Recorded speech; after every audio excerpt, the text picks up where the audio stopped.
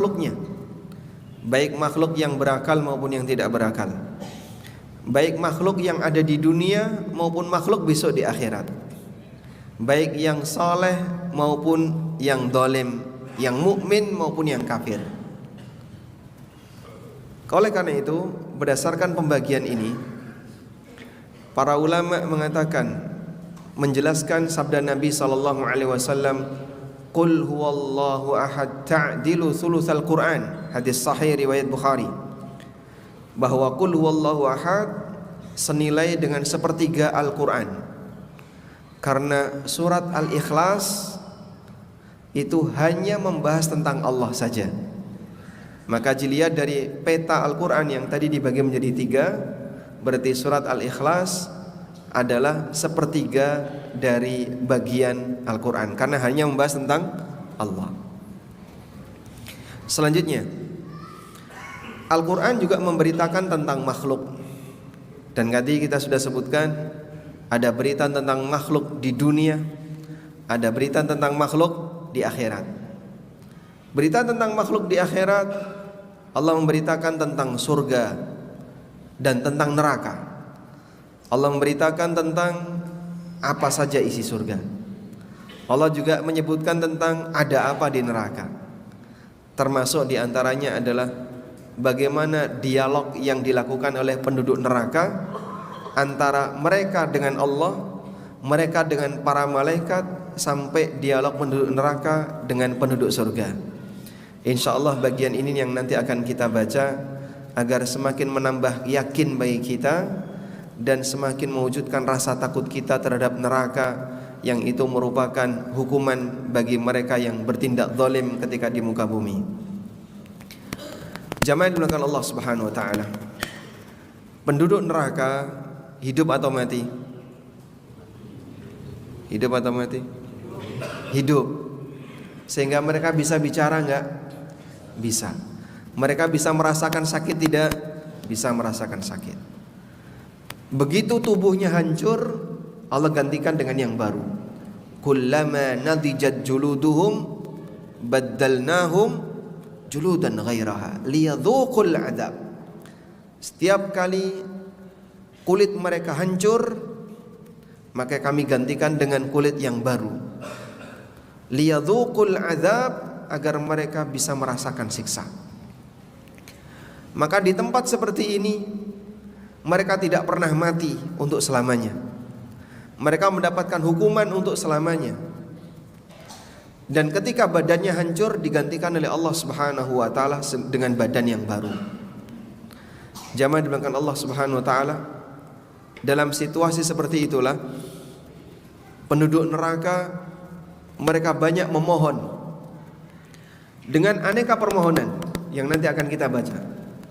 Dan permohonan itu isinya adalah bagaimana agar mereka bisa mendapatkan keringanan dari azab yang mereka rasakan. Karena mereka sudah merasa putus asa untuk bisa keluar dari neraka. Di saat mereka sudah merasa putus asa untuk keluar dari neraka, mereka memohon kepada Allah Subhanahu wa taala dan memohon kepada para malaikat dengan aneka permohonan yang tujuannya untuk meringankan hukumannya. Kita awali dari sebuah peristiwa. Yu'ta bi kabshin amlah. Besok di hari kiamat akan didatangkan kematian, diwujudkan dalam bentuk seperti kambing yang gemuk. Maka malaikat yang membawa kambing ini datang ke penduduk surga, lalu bertanya, "Ya ahlal jannah, ata'rifuna ma hadza?" Wahai penduduk surga, kalian tahu ini apa? Kemudian mereka mengatakan, "Na'am, innahu al-maut." Kami tahu itu adalah kematian.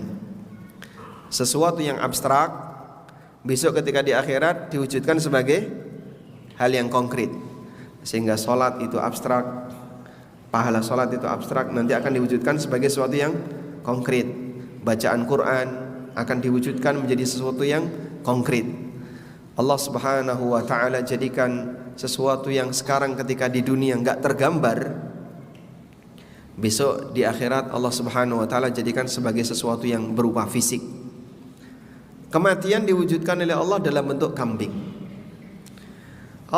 Kemudian malaikat yang membawa kambing ini datang ke surga. Lalu ditanya kepada penduduk surga, apakah kalian tahu ini apa? Mereka tahu, itu adalah kematian. Lalu kambing itu dibawa mendekat ke penduduk neraka. Ya ahlan nar, wahai penduduk neraka, kalian tahu ini apa? Mereka mengatakan, na'am, innahul maut, itu adalah kematian. Lalu kambing ini dibawa ke tempat antara surga dan neraka. Kemudian malaikat menyembelih ini kambing. Kematian telah mati.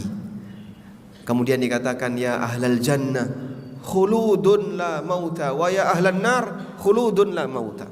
Wahai penduduk surga, kalian kekal, tidak ada lagi kematian. Mereka semakin bergembira dan bahagia.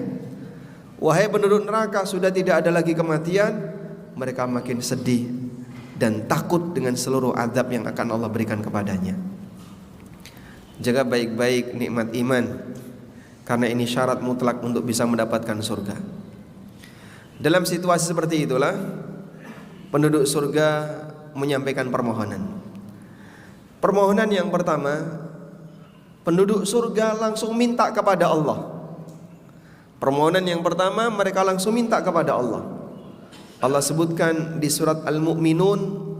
Anda bisa buka surat Al-Mu'minun mulai dari ayat 103. Silahkan semuanya buka mushaf agar nanti bisa lebih maksimal ketika menyimak.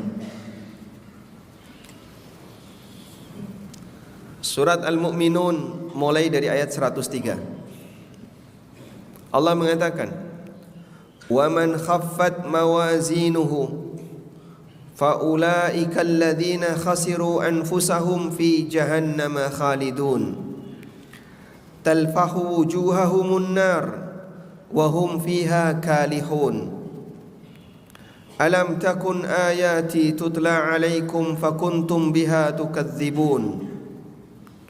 Siapa yang ringan timbangan amalnya, فَأُولَئِكَ الَّذِينَ خَسِرُوا أَنفُسَهُمْ, mereka itu adalah orang yang merugikan dirinya sendiri. Fi jahannam khalidun, dan mereka akan kekal di dalam jahannam. Talfahu wujuhahumun nar, wajah mereka dibakar oleh neraka. Wahum fiha kalihun, dan mereka di dalam neraka dalam kondisi cacat. Alam takun ayati tutla alaikum, kemudian dikatakan kepada mereka, bukankah ayat-ayatku telah dibacakan kepada kalian? Fakuntum biha tukadzibun, tapi dulu kalian mendustakan. Kalian tidak mau untuk mengimaninya, kalian tidak mau untuk meyakininya. Nah, di saat itulah mereka minta kepada Allah. Qalu, mereka mengatakan, Rabbana ghalabat alaina shiqwatuna wa kunna qauman dhalin. Mereka berkata, Rabbana, wahai Rabb kami, ghalabat alaina, kami telah dikalahkan. Oleh apa yang mengalahkan mereka? Shiqwatuna, kami telah dikalahkan oleh kejahatan-kejahatan kami. Kami lebih mengikuti keinginan kami untuk berbuat jahat, untuk berbuat maksiat, ngikuti teman yang ngajak untuk buruk. Wa kunna qauman dhalin, dan dulu kami orang-orang yang tersesat. Baru mereka mengakui di saat mereka sedang dihukum. Padahal dulu ketika di dunia mereka merasa paling hebat, ketika di dunia merasa paling punya status sosial, punya kekayaan, punya kehebatan, sehingga saat diingatkan mereka nggak mau ngikut. Nah, di saat yaumil qiyamah, di saat mereka sedang dihukum oleh Allah, barulah mereka mengakui, kami dulu ngikutin kesesatan kami, mengikuti orang-orang yang durhaka, orang-orang yang zalim. Wa kunna qauman dhalin, dan kami adalah orang-orang yang tersesat. Rabbana akhrijna minha, oleh karena itu ya Allah, keluarkanlah kami dari neraka. Fa in udna, jika kami dikembalikan ke dunia, kami akan beriman. Fa inna dhalimun, karena dulu kami orang zalim. Kemudian dijawab oleh Allah Subhanahu wa taala, qala khsa'u fiha wa la tukallimun. Allah Ta'ala berfirman, terhinalah kalian di dalam neraka, wala tukallimun, dan jangan ngajak aku bicara. Allah nggak mau diajak bicara oleh penduduk neraka. Sehingga di saat mereka memanggil Allah, terhina kalian di dalam neraka, wala tukallimun, sudah nggak usah ngajak aku bicara. Innahu kana fariqun min ibadi, sesungguhnya dulu ada sekelompok di antara hambaku, yaqulun, yang mereka mengatakan, Rabbana amanna faghfir lana warhamna wa anta khairur rahimin. Dulu ada sekelompok orang yang mereka beriman kepadaku, kemudian mereka mohon ampun kepadaku. Fattakhattumuhum sikhriyan, tapi kalian jadikan mereka sebagai sasaran untuk dicela, diolok-olok, dihina, dikatakan A, dikatakan B, dan seterusnya. Hatta ansaukum dzikri, sampai aku melupakan kalian dari peringatanku, wa kuntum minhum tadhakun, dan kalian menertawakan mereka. Dulu kalian ketika di dunia merasa sombong, sehingga saat melihat orang soleh kalian hina, kalian cemooh, dan bahkan kalian tertawakan. Kemudian sekarang kalian minta untuk diselamatkan dari neraka. Allah Subhanahu wa ta'ala gak mau ngajak bicara lagi penduduk neraka. Coba bayangin jamaah, kalau ada orang yang sudah dicampakkan ke dalam neraka, kemudian Allah mengatakan wala ubali, aku gak gubris. Kalau sudah gak digubris, kira-kira berapa persen peluangnya untuk bisa selamat? Sehingga sampai ada sebagian ulama yang ketika membaca ayat-ayat semacam ini, dia ketakutan sampai menangis deras. Lalu beliau mengatakan, yang paling aku khawatirkan adalah ketika Allah campakkan aku ke dalam neraka, kemudian dia berfirman wala ubali, aku gak gubris. Kalau sudah gak digubris, bagaimana mungkin hamba bisa selamat? Dalam posisi ketika mereka minta kepada Allah Subhanahu wa ta'ala, lalu Allah marah kepada mereka. Qala khsa'u fiha wa la tukallimun, terhinalah kamu di dalam neraka dan jangan ngajak aku bicara lagi. Maka setelah itu penduduk neraka sudah gak berani untuk minta kepada Allah. Sebelumnya dia memanggil Allah, memohon kepada Allah. Begitu dimarahi oleh Allah, wala tukallimun, gak usah ngajak bicara aku lagi, mereka sudah gak berani lagi untuk memanggil Allah Subhanahu wa ta'ala. Tapi permohonan mereka tidak selesai sampai di situ.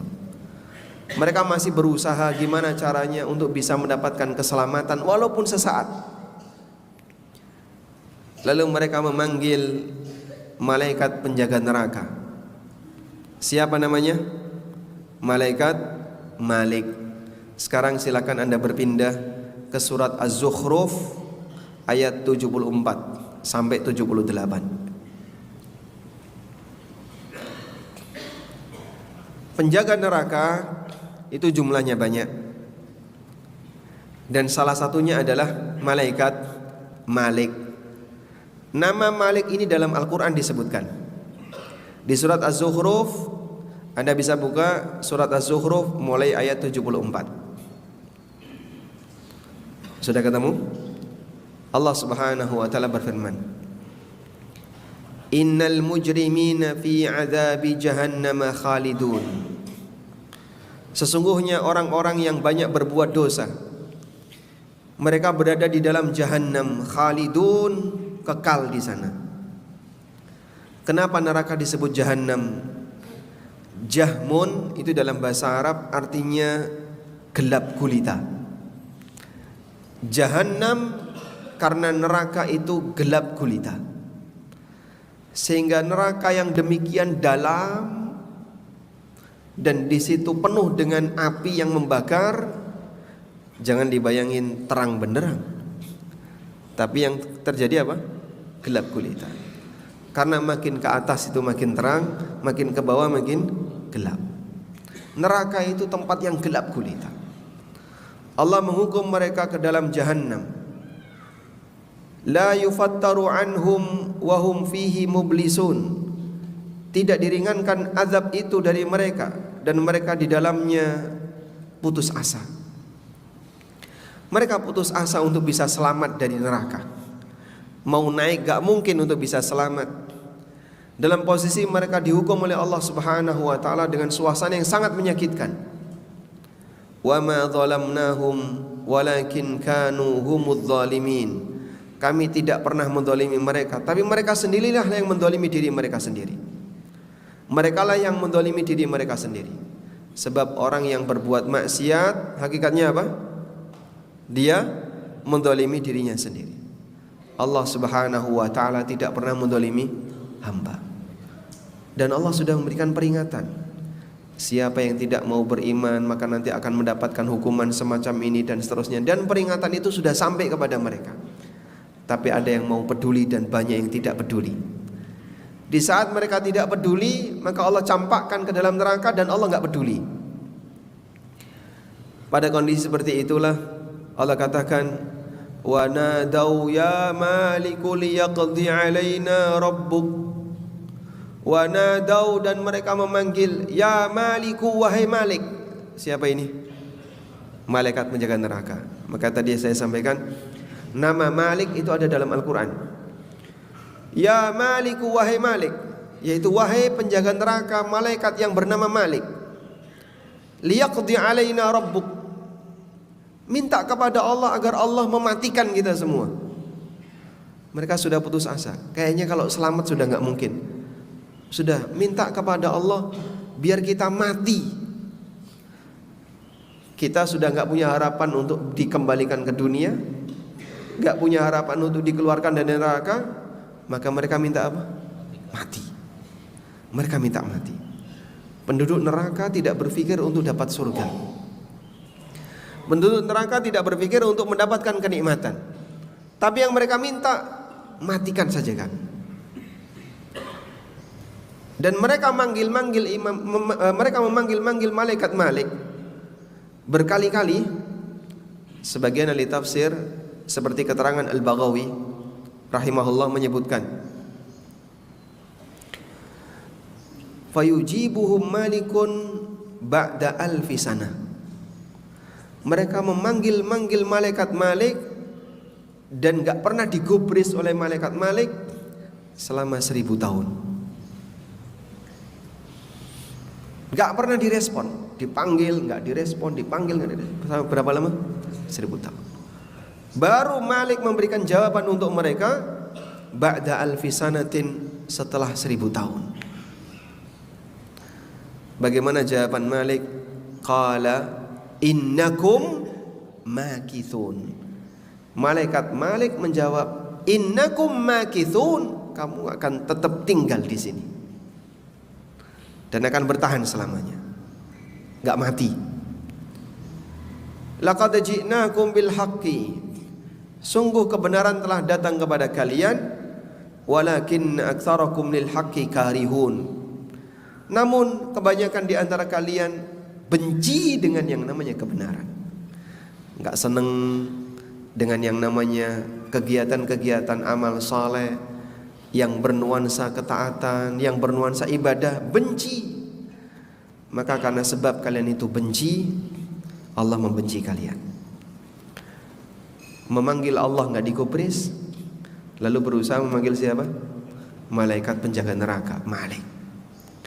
Di saat Malik dipanggil selama 1000 tahun, baru Malik memberikan respon, innakum makithun, kalian akan tetap tinggal di sana selamanya dan enggak mati. Padahal mereka minta untuk dimatikan. Dan ini salah satu di antara dalil bahwa penduduk neraka akan kekal selamanya dalam kondisi hidup dan tidak mati.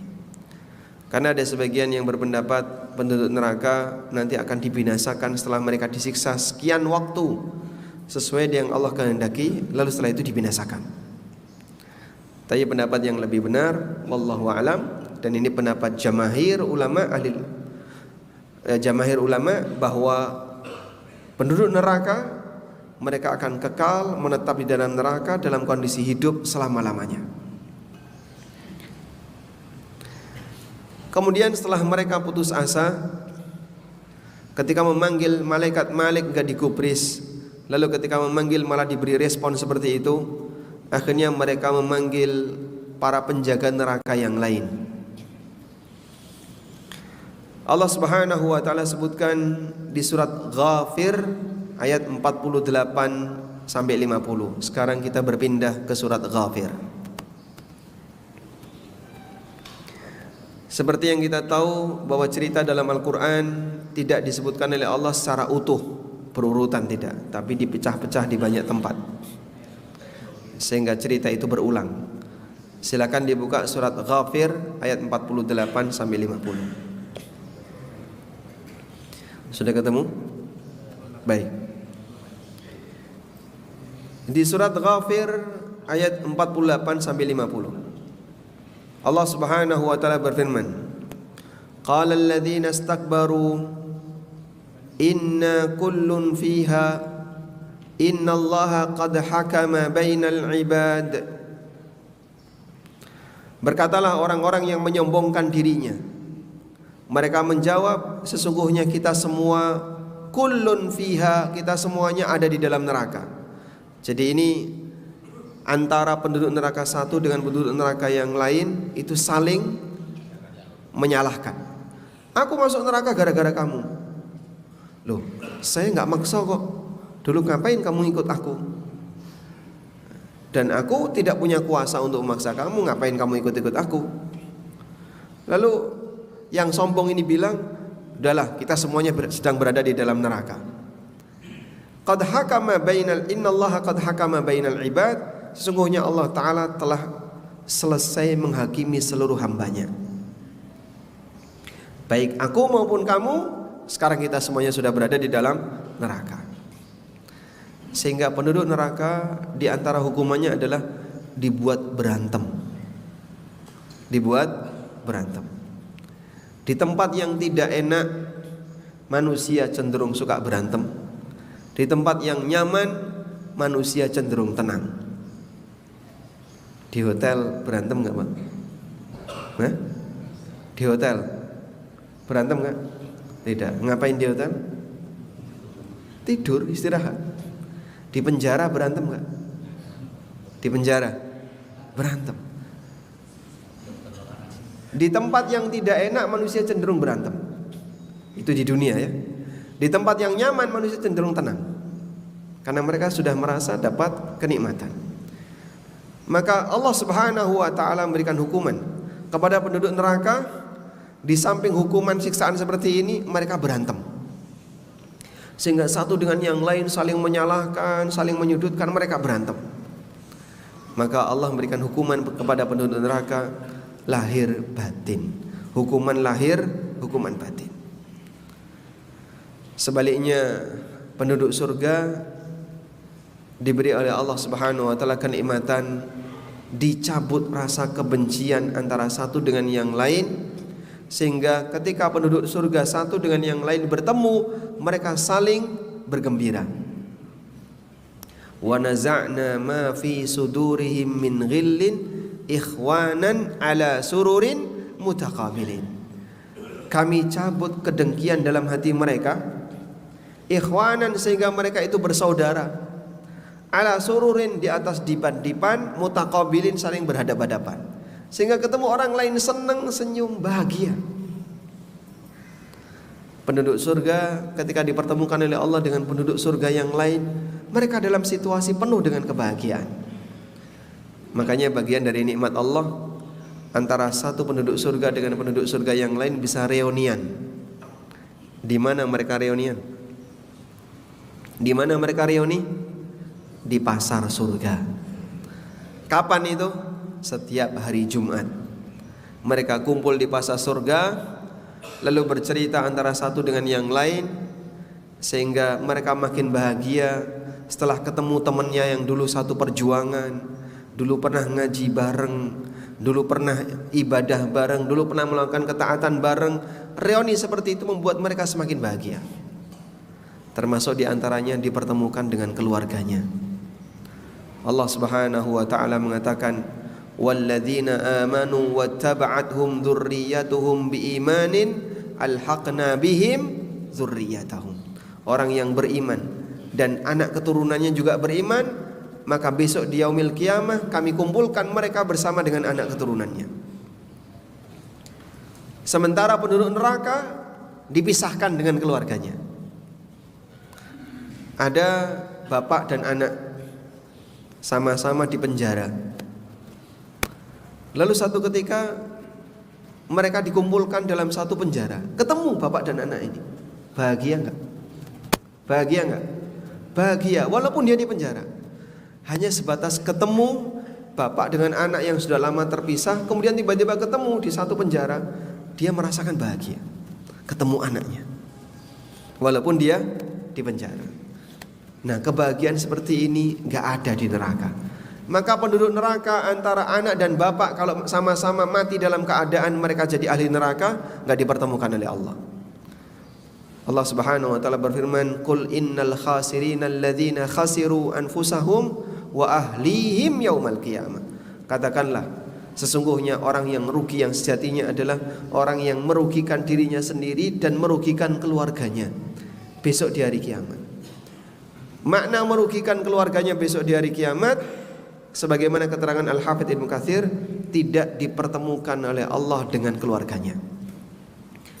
Bagian dari kesempurnaan nikmat bagi penduduk surga, Allah pertemukan mereka dengan keluarganya. Dipertemukan dengan istrinya, dengan anak-anaknya, dengan orang tuanya, dalam keadaan semuanya sedang mendapatkan kenikmatan. Sedangkan penduduk neraka, mereka dipisahkan dari keluarganya. Dalam posisi seperti itulah mereka minta kepada malaikat penjaga neraka selain Malik.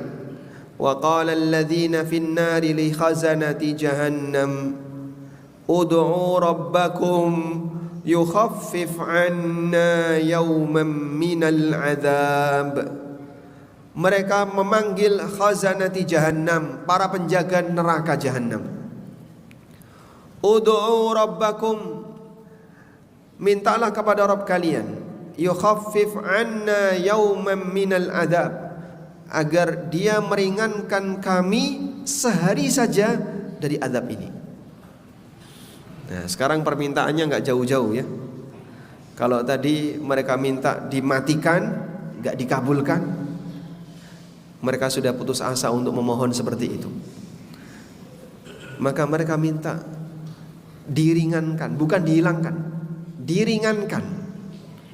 Mereka minta untuk dihilangkan, enggak ada azab dihilangkan di neraka. Maka yang mereka minta hanya minta diringankan. Itu pun enggak selamanya, yauman, cukup sehari saja. Putus asanya penduduk neraka sampai pada tingkatan seperti itu.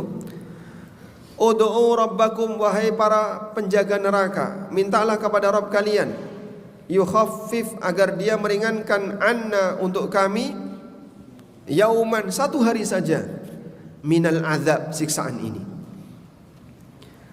Mereka dalam keadaan sudah putus asa, minta dikeluarkan enggak bisa, minta dimatikan tidak bisa, maka mereka minta diringankan, itu pun tidak selamanya, hanya apa?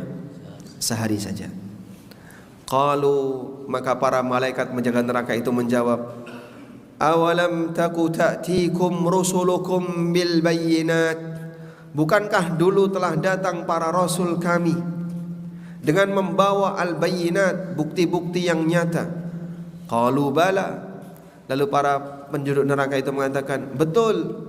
Qalu fad'u, silahkan sekarang kamu doa sendiri, minta sendiri. Para malaikat menyuruh penduduk neraka ini apa?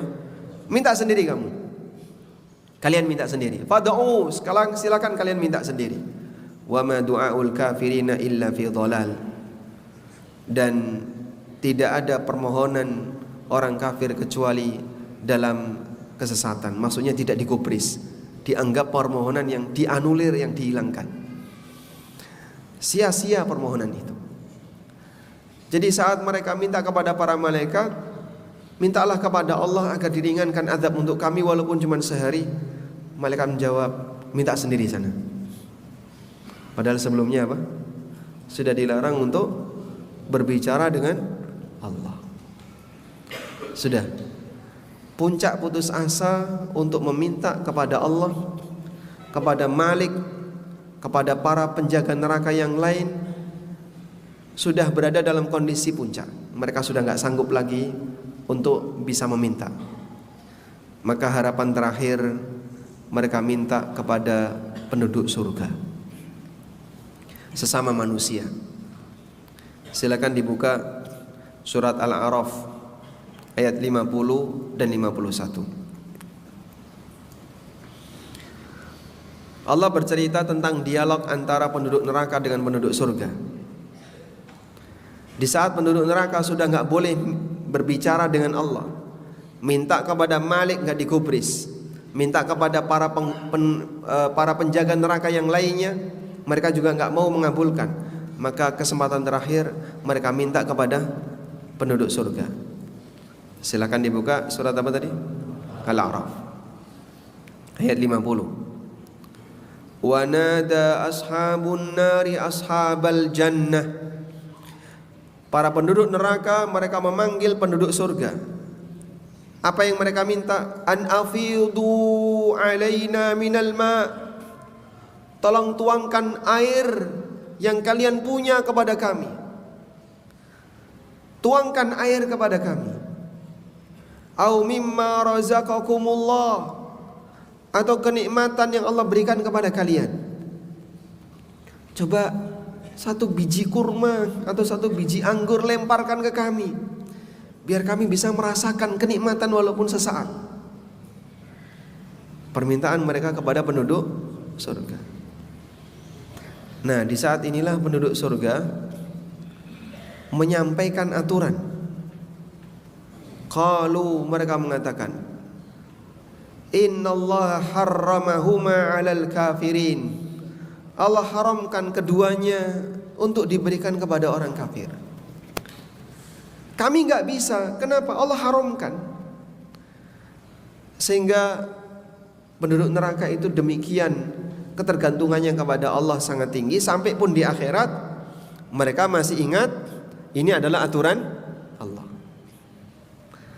Maka jawaban mereka di saat mereka diminta oleh penduduk neraka untuk memberikan walaupun satu tuangan air, satu gelas air yang dituang, satu biji kurma misalnya, atau satu biji anggur, satu buah apel saja yang dilempar, mereka mengatakan Allah mengharamkan. Allah mengharamkan seperti ini untuk kalian. Baik, jamaah, demikianlah kedekatan penduduk surga terhadap aturan Allah sampai dia bawa di akhirat. Sehingga kalau mungkin ketika di dunia orang beralasan ketika tidak mau sesuatu itu dengan alasan pribadi. Kenapa bapak nggak mau makan ini? Mereka bilang aku nggak doyan. Kenapa kamu nggak makan babi? Malu untuk mengatakan Allah haramkan ini. Malu dia ya. Kenapa tidak melakukan ini? Kan dalam syariat kita ini haram. Kadang malu untuk menyampaikan identitas aturan agamanya. Maka dia bilang, ya saya nggak selera, saya nggak doyan dengan itu dan seterusnya. Itu ketika di dunia. Makanya alasan yang tertinggi itu adalah alasan aturan Allah. Alasan tertinggi itu alasan aturan Allah. Tapi terkadang orang beralasan dengan aturan Allah, kadang disebut mabuk agama, ya, terlalu konservatif, terlalu nurut sama Quran, bau surga dan seterusnya, sehingga dia malu untuk mengatakan seperti itu. Makanya kebanyakan orang dia tidak mau menyampaikan alasan agama, tapi lebih kepada alasan selera. Nah, penduduk surga ketika dia diminta oleh penduduk neraka, mereka beralasan Allah mengharamkan ini. Innallaha harramahuma 'alal kafirin. Sesungguhnya Allah mengharamkan hal ini untuk orang-orang kafir. Ada satu perjuangan seorang nabi yang ingin menyelamatkan bapaknya agar masuk surga. Nabi siapa? Siapa? Ibrahim alaihissalam. Disebutkan dalam hadis riwayat Bukhari, Nabi SAW bercerita, Yalqa Ibrahimu abahu yaumal qiyamah azar wa fi wajhihi ghabaratun qatarah. Besok di hari kiamat Ibrahim akan bertemu dengan bapaknya yaitu Azar. Sementara di wajah Azar penuh dengan debu. Wajahnya kusut berdebu. Lalu Nabi Ibrahim meminta kepada Allah. Qala rabbi ala wa'adtani alla tukhzini yauma yub'atsun. Ya Allah, bukankah engkau pernah menjanjikan kepadaku di mana engkau tidak akan membuatku sedih di hari kiamat. Wa ayyu khizyin akhza min abil ab'ad. Dan kesedihan mana lagi yang lebih parah dibandingkan ketika aku dijauhkan dari bapakku. Ini upaya Ibrahim untuk menyelamatkan bapaknya. Sehingga beliau tampakkan sedih ketika harus jauh bersama bapaknya. Beliau minta kepada Allah agar bapaknya diselamatkan, diampuni, kemudian nanti bisa masuk ke dalam surga. Lalu apa jawaban Allah? Inni haramtul jannata 'alal kafirin. Aku haramkan surga untuk dimasuki orang-orang kafir. Kalau sudah jadi aturan, gak bisa digeser. Walaupun yang memohon manusia yang sangat dekat dengan Allah, Ibrahim alaihissalam. Sehingga inilah pengadilan di akhirat, gak bisa dipengaruhi oleh yang lain, meskipun oleh orang yang dekat dengan Allah seperti para nabi. Dan ini bukti tidak semua syafaat bisa dikabulkan jika Allah tidak berkehendak. Sehingga ketika Ibrahim berusaha untuk menyelamatkan ayahnya dan Allah gak kabulkan, gak terjadi. Sebagaimana Nabi Muhammad SAW, beliau memberikan peringatan kepada Fatimah radhiyallahu anha. Pada saat beliau kumpulkan anggota keluarganya, lalu dinasihati tentang akan adanya yaumul qiyamah, dan masing-masing diminta untuk persiapan dalam rangka menghadapi kondisi yaumul qiyamah. Nabi SAW mengatakan kepada Fatimah, Ya Fatimah tu binta Muhammadin, wahai Fatimah putri Muhammad, sali min mali ma syi'ti. Sekarang kau bisa minta hartaku yang kau inginkan. Kau mau minta apa tak kasih. La ughni anki minallahi syai'a. Tapi ingat, aku gak bisa menyelamatkan kamu di hadapan Allah sepeser pun. Itu seorang nabi yang paling mulia, Nabi Muhammad SAW, di hadapan keturunannya yang paling dekat dengan beliau, Fatimah radhiyallahu anha, yang banyak orang masa sekarang bernisbah sebagai ahlul bait karena keturunan Fatimah dari Hasan dan Husain, dari Ali bin Abi Thalib. Yang dikatakan oleh Nabi SAW, kau boleh minta wahai Fatimah seluruh hartaku, tapi ingat, aku tidak akan mampu menyelamatkan kamu di hadapan Allah sepeser pun.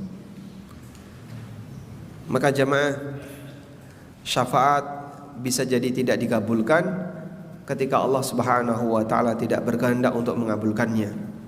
Allah kasih peringatan kepada orang-orang kafir dengan bentuk seperti ini. Allah ceritakan nanti akan ada kejadian seperti ini, kejadian seperti ini. Walaupun itu belum terjadi, nanti akan terjadi. Alladzina takhadhu dinahum lahwan wa la'iba wa gharrathumul hayatud dunya. Mereka itu orang-orang yang tidak mau beriman, telah menjadikan agama mereka sebagai permainan. Agama cuma dijadikan sebagai main-main. Makanya beragama itu serius atau main-main, Pak? Bukan celelean, Pak. Agama itu serius. Orang kafir menjadikan agamanya main-main, dan sebagian kaum muslimin menjadikan agamanya seperti itu. Dipakai celelean, guyonan, alat untuk guyonan. Dan itu bukti bahwasanya dia sangat tidak menghargai agamanya. Makanya istihza biddin, memperolok-olok agama, itu termasuk salah satu apa? Pembatal keislaman. Fal yauma nansahum kama nasu liqa'a yaumihim hadza. Maka pada hari ini aku lupakan mereka sebagaimana dulu mereka melupakan hari ini. Wa ma kanu bi ayatina yajhadun, dan disebabkan karena mereka melawan, tidak mau beriman terhadap ayat-ayat kami. Maka siapa yang lupa balasan di akhirat, besok di akhirat akan Allah lupakan. Sehingga bahaya ketika orang itu tidak menyediakan dirinya untuk mendekat kepada Allah dan mengingat balasan akhirat yang nanti akan disediakan oleh Allah Subhanahu wa taala. Wallahu taala alam. Walhamdulillahirabbil alamin. Sekarang jam 6:04. Syuruk jam berapa? Jam 6 lewat 6. Baik. Baik, demikian sebagai pengantar yang bisa kita sampaikan. Selanjutnya tadi ada permintaan dari panitia dibuka sesi tanya jawab bagi siapa yang ingin menyampaikan sesuatu dari jamaah, kami persilahkan. Wassallallahu ala nabiyyina Muhammadin wa ala alihi wa sahbihi wasallam. Awalnya berkaitan dengan menghina atau benci dengan apa namanya hadis-hadis Rasulullah. Sallallahu alaihi wasallam. Dimana seseorang mengatakan hidup aja kok udah bikin susah, mau melangkah aja pakai dalil, dan notabene seorang ini yang menyampaikan adalah seorang ustaz. Bagaimana orang seperti ini? Baik. Ada pertanyaan. Bagaimana cara kita menyikapi sebagian orang yang mengatakan hidup saja kok dibikin susah, mau melangkah semuanya harus pakai dalil. Nah, pendidikan semacam ini, setiap beraktivitas pakai dalil, itu edukasi yang ditanamkan oleh para sahabat, para tabi'in dan ulama masa silam kepada seluruh keturunannya, sehingga mereka terbiasa dalam dialog yang mereka lakukan. Kenapa kamu berbuat seperti ini? Apa dalilnya kamu berbuat seperti ini? Kenapa kau berbuat seperti ini? Itu hal yang biasa. Maka kalau orang di masa silam bertanya, kamu melakukan seperti ini, apa dalilnya? Itu pertanyaan yang biasa, pertanyaan yang lumrah. Karena pada saat kita berbuat, kita akan mempertanggungjawabkannya. Maka saat kamu berbuat, kamu harus punya dasar dan landasan, dan itu hal yang normal. Tapi situasi semacam ini mulai luntur, sehingga dianggap sesuatu yang aneh. Kok selalu tanya dalil sih? Sampai ada perkataan yang pernah disampaikan oleh Sufyan Ats-Tsauri rahimahullah, seorang ulama tabi'in. La istata'ta alla tahukka ra'saka illa bil athar fa'al. Kalau kamu bisa untuk tidak nggaruk kepalamu kecuali ada dalilnya, lakukanlah. Maksudnya gimana? Sampai dalam kegiatan, kamu kalau nggaruk kepala, mulai dari kanan dulu atau kiri dulu? Kanan dulu. Kenapa kanan dulu? Karena Nabi SAW menyukai mendahulukan yang kanan. Ada dalilnya enggak? Ada. Sufyan Ats-Tsauri rahimahullah mengatakan, "Law istata'ta alla tahukka ra'saka illa bil athar faf'al." Kalau kamu bisa enggak nggaruk kepalamu kecuali ada dalilnya, lakukanlah. Jadi orang masa silam suasananya seperti itu. Terjadilah dialog dua ulama tabi'in. Yang satu mengatakan, apakah kamu tadi malam melihat ada bintang jatuh? Si B ini bilang, iya saya melihat. Tapi waktu itu bukan karena saya sedang sholat, tapi saya gak bisa tidur karena saya disengat binatang. Terus apa yang kamu lakukan? Si A tanya. Jawab si B, aku meruqyah diriku. Lalu si A tanya, ma hamalaka ala hadha? Apa latar belakangnya kok kamu meruqyah dirimu? Kemudian si B menjawab, haddatsani fulan bin fulan an Abi Hurairah anin Nabi sallallahu alaihi wasallam. Jadi seperti itu. Aku pernah mendapatkan hadis dari si A, dari sahabat ini, Nabi sallallahu alaihi wasallam pernah bersabda seperti ini. Sehingga saat mereka ditanya dalil, itu enggak emosi, Pak. Seharusnya seorang muslim seperti itu. Ditanya dalil, tidak emosi. Kalaupun enggak tahu, wah saya enggak tahu, bisa enggak kamu bantu saya untuk mencarikan dalilnya? Itu yang tepat. Sehingga dia punya landasan dalam setiap amalnya. Sebab apapun yang kita lakukan akan dipertanggungjawabkan di akhirat. Maka aneh kalau ada orang ketika mempertanyakan dikit-dikit kok pakai dalil, dikit-dikit pakai dalil. Memang hidup ini kan perlu dalil. Kalau kita bicara agama ya. Kalau Anda urusan dunia nggak pakai dalil tidak masalah. Tapi kalau urusan agama sudah selayaknya orang itu membiasakan diri pakai dalil. Karena yang namanya agama ini semuanya sudah diatur oleh dalil. Apa dalil bahasanya semua urusan agama sudah diatur oleh dalil? Al-yauma akmaltu lakum dinakum. Pada hari ini telah aku sempurnakan agama kalian. Agama ini yang isinya aturan, isinya amalan, semuanya telah disempurnakan oleh Allah. Jadi kalau orang beragama lalu pengen lihat dalil pasti nemu. Kecuali yang dibuat-buat, yang ngarang sendiri, yang nggak ada dalilnya. Sehingga kenapa kita disyariatkan setiap kali melangkah selalu pakai dalil, agar hidup kita ini terarah. Dan nggak ada salahnya kalau bertanya mana dalilnya. Meskipun ada sebagian orang yang cukup alergi dengan yang seperti ini, maka mungkin edukasi untuk bertanya tentang dalil perlu lebih giat lagi kita gunakan agar lebih terbiasa masyarakat dengan itu. Intinya ya nggak usah emosi kalau ditanya dalil. Kalau nggak tahu Pak, ya sudah tanya ulang. Bisa nggak bantu saya untuk nyarikan dalilnya? Wallahu a'lam.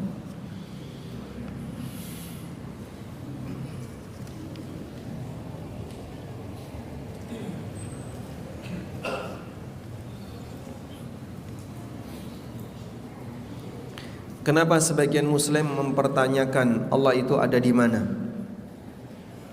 Kenapa sebagian Muslim mempercayai Allah ada di mana-mana?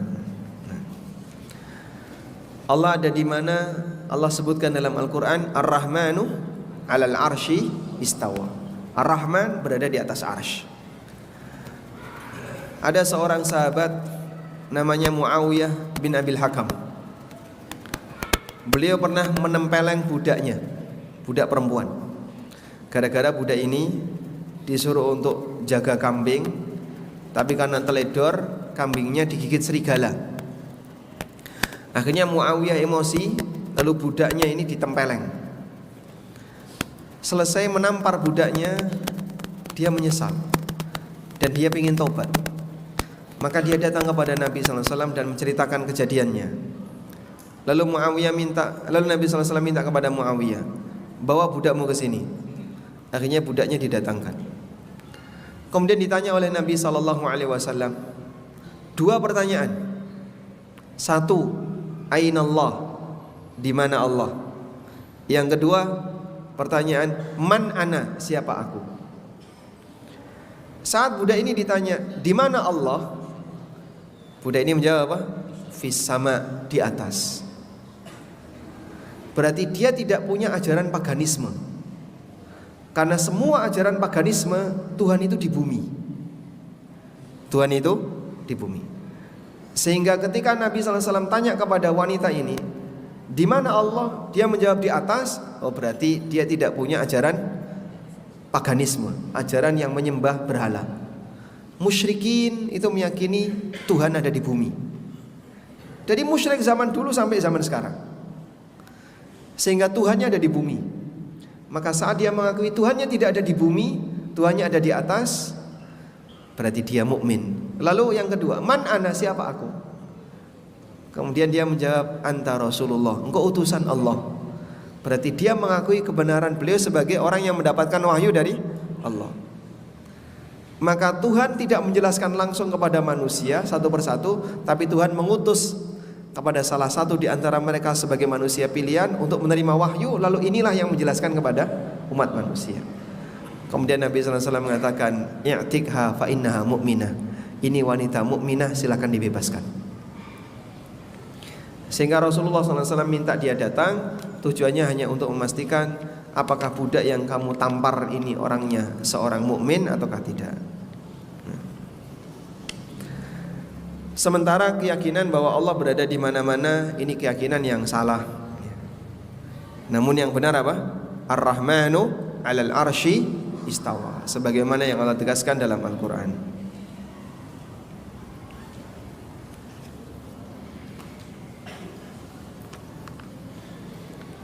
Tadi dijelaskan bahwa ada dialog antara penduduk neraka dan Allah, dan Allah tidak mau bicara karena dolim dan banyak dosa yang dilakukan.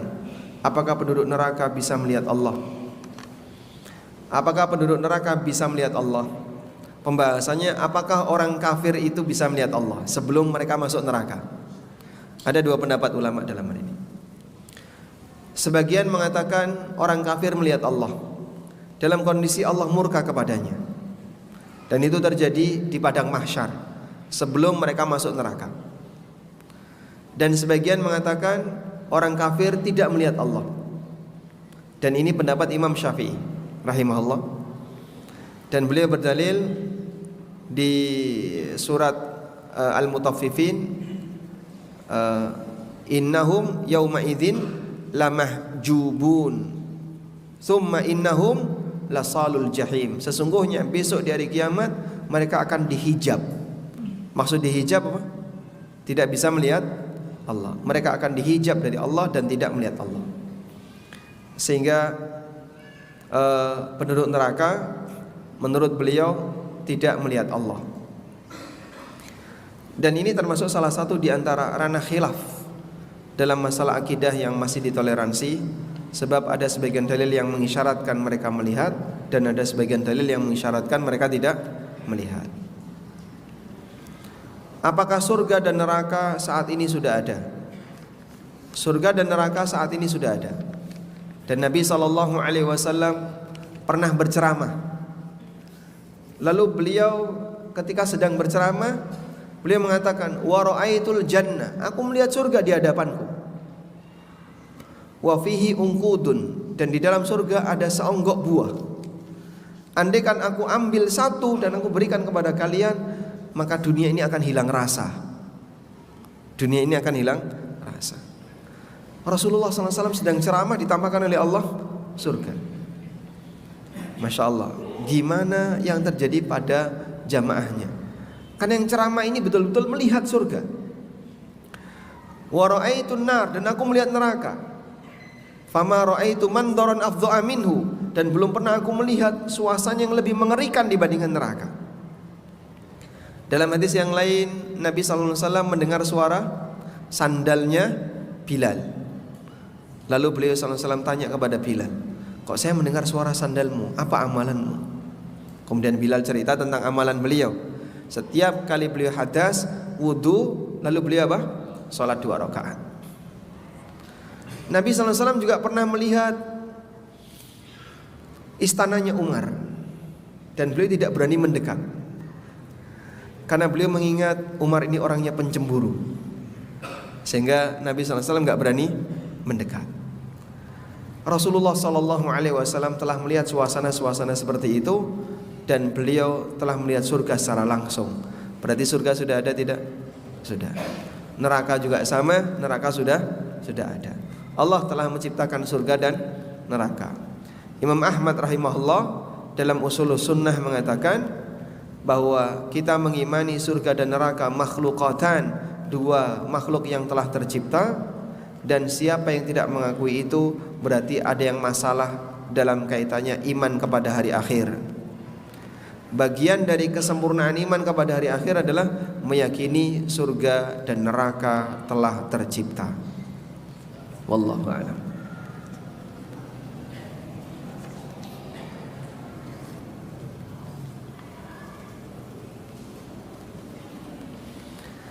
Apakah muslim yang dimasukkan ke dalam neraka terlebih dahulu ikut dalam rombongan penduduk neraka yang meminta kepada Allah dan Allah campakkan dia juga? Wallahu alam, saya tidak tahu tentang ini. Apakah dibedakan antara nerakanya muslim dengan nerakanya kafir? Tingkat adabnya berbeda. Nerakanya kafir lebih parah dan mereka kekal di dalamnya.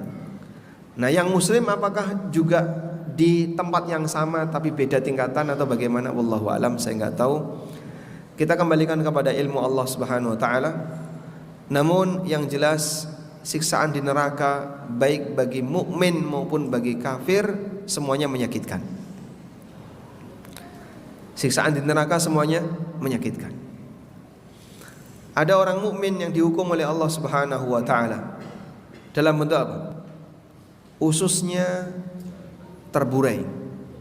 Dia mengeluarkan ususnya dari perutnya. Perutnya terbuka terus ususnya terburai. Terus dia muter-muter mengelilingi ususnya.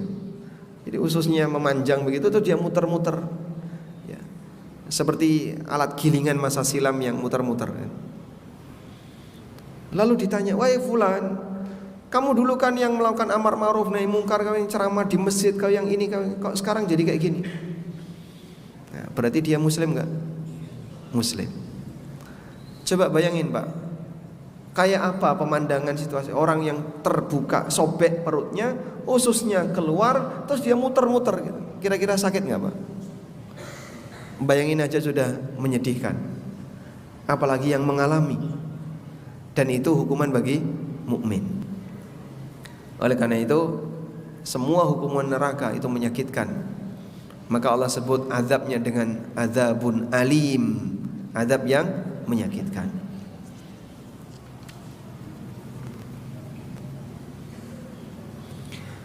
Apa hikmah Allah tidak menghidupkan keturunan dari Rasulullah SAW anak laki-laki? Apakah supaya tidak gulu? Demikian yang kita yakini.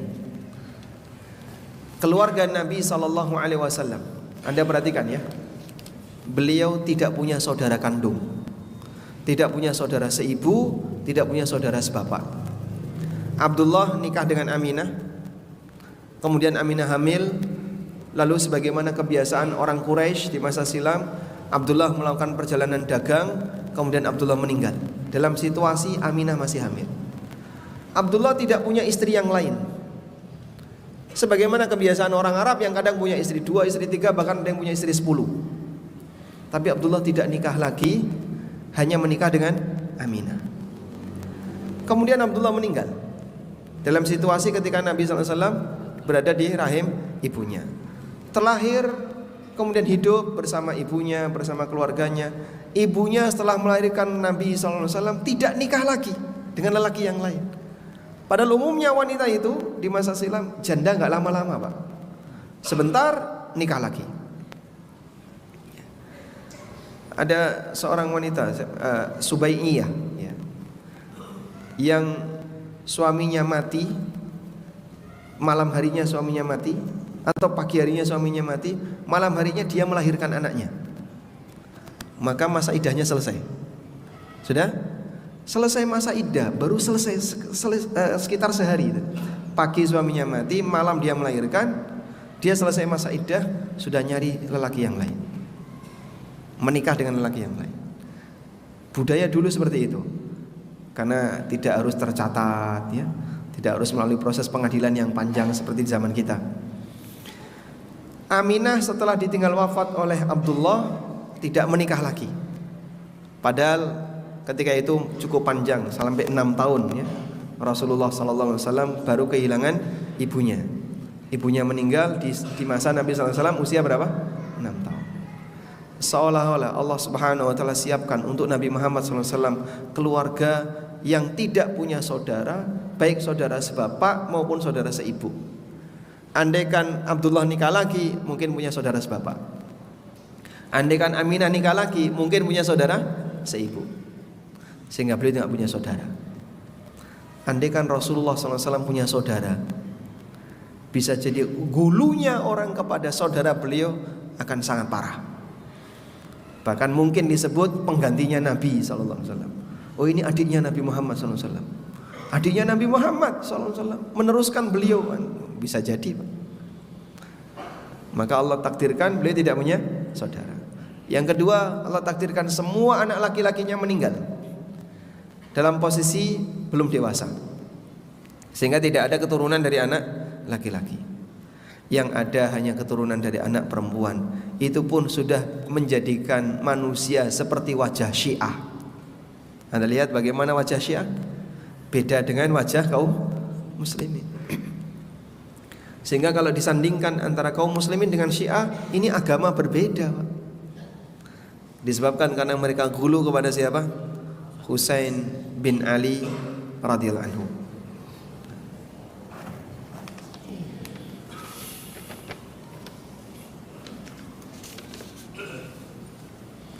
Bukankah ada penghuni neraka yang diangkat oleh Allah dan dimasukkan ke surga, dan dia orang yang terakhir masuk ke surga? Walaupun kita punya iman sebesar dzarrah, kita akan dimasukkan ke surga asalkan tidak syirik. Jawabannya betul ya. Iman walaupun seberat dzarrah, maka yang bersangkutan punya hak untuk masuk surga. Karena Allah Subhanahu wa taala perintahkan kepada penduduk surga ketika mereka mencari teman-temannya yang beriman, utlubu minan nar man kana fi qalbihi mithqalu dzarratin minal iman. Silakan kamu cari orang yang ada di neraka bagi siapa yang dalam hatinya ada seberat dzarrah berupa iman. Atadruna ma dzarrah? Dzarrah itu apa, Pak? Sawi itu khardal. Biji khardal itu sawi. Dzarrah apa dzarrah? Bapak lihat ada cahaya yang masuk ke dalam kamar, terus ada debu yang terbang. Ya, itulah dzarrah. Sesuatu terkecil yang mungkin bisa dilihat oleh manusia, ditangkap nggak bisa. Dan saat kita bernafas itu masuk ke dalam paru-paru kita. Setiap saat itu dzarrah. Debu-debu kecil yang hanya kelihatan kalau terkena cahaya. Setitik itu iman seberat dzarrah yang kalau Bapak punya timbangan digital, Bapak kipasi timbangan itu, angkanya bergerak, tapi debu yang nempel di situ nggak menyebutkan angka. Dalam timbangan digital yang sensitif tadi, ada debunya nggak? Ada? Ada. Tapi nggak ada angkanya, Pak. Maka betapa mahalnya harga iman seberat dzarrah bisa bernilai kenikmatan surga yang menyelamatkan hamba. Tolong jaga baik-baik ya. Iman ini jangan sampai berbuat syirik sampai mati, dan jangan pernah geser untuk jadi mukmin sampai mati. Assalamualaikum. Waalaikumsalam. Apa hukum menyembelih hewan kambing di acara peringatan kematian? Apakah sampai termasuk syirik akbar? Jawabannya tidak. Ini tidak sampai pada derajat syirik akbar, karena nyembelihnya sifatnya untuk syukuran dan makan-makan, bukan persembahan kepada yang sudah mati. Hukum menanam daging hewan tersebut ketika dikasih oleh hukum memakan daging hewan tersebut boleh ya, halal untuk dikonsumsi. Wallahu a'lam.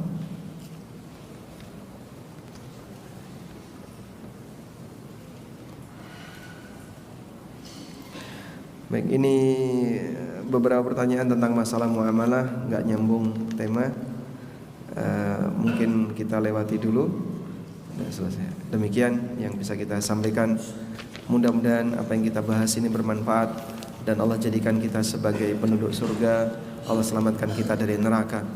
Allahumma anfa'na bima 'allamtana wa 'allimna ma yanfa'una warzuqna ilma. Allahumma inna nas'alukal jannah wa na'udzubika minan nar. Wa sallallahu ala nabiyyina Muhammadin wa ala alihi wa sahbihi wa sallam. Wa akhiru da'wana alhamdulillahi rabbil alamin. Wassalamualaikum warahmatullahi wabarakatuh.